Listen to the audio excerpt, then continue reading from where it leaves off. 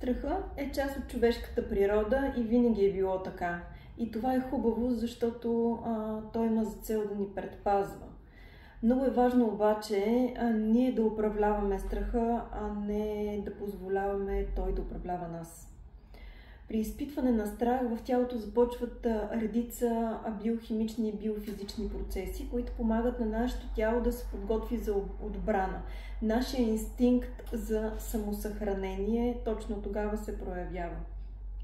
От изключително важно значение е да се опитваме да оставаме спокойни, максимално спокойни, доколкото това е възможно, разбира се. Да преценяваме дали има реална опасност или не точно.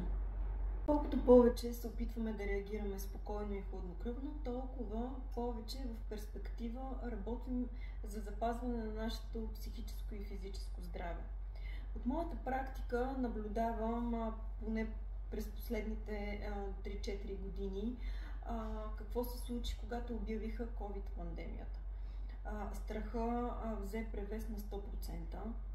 Масово хората отключиха панически пристъпи, тревожни разстройства, депресивни разстройства, хипохондрия и така нататък, което общо взето влоши рязко качеството им на живот.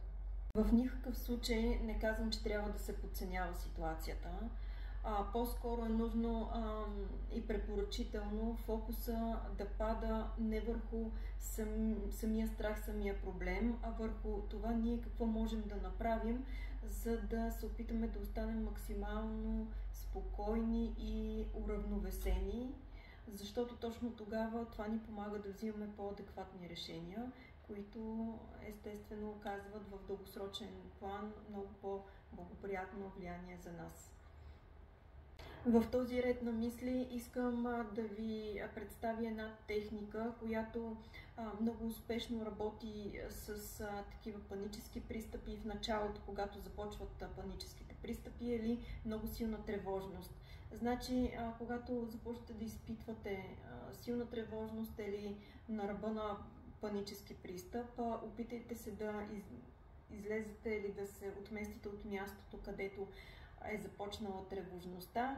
Седнете някъде и се опитайте да дишате. Тоест едно коремно дишане трябва да започнете да практикувате. Вдишвате през носа и издишвате през устата бавно. Тоест вдишвате и издишвате с корема, вдишвате и издишвате през устата бавно, като си проследявате последните 2 секунди от издишването. Точно тогава ще си усетите едно такова състояние на спокойствие, като все едно изпадате леко в безтегловност. И последните 2 секунди. Това е преломния момент за работа с тревожността и паническото състояние, паническия пристъп. Тогава ще си усетите тялото как се успокоява, тъй като вие се фокусирате върху самото дишане и се опитвате максимално добре да го практикувате. Точно това изместване на фокуса ви е от изключително важно значение и сами ще си усетите как тялото наистина се успокоява.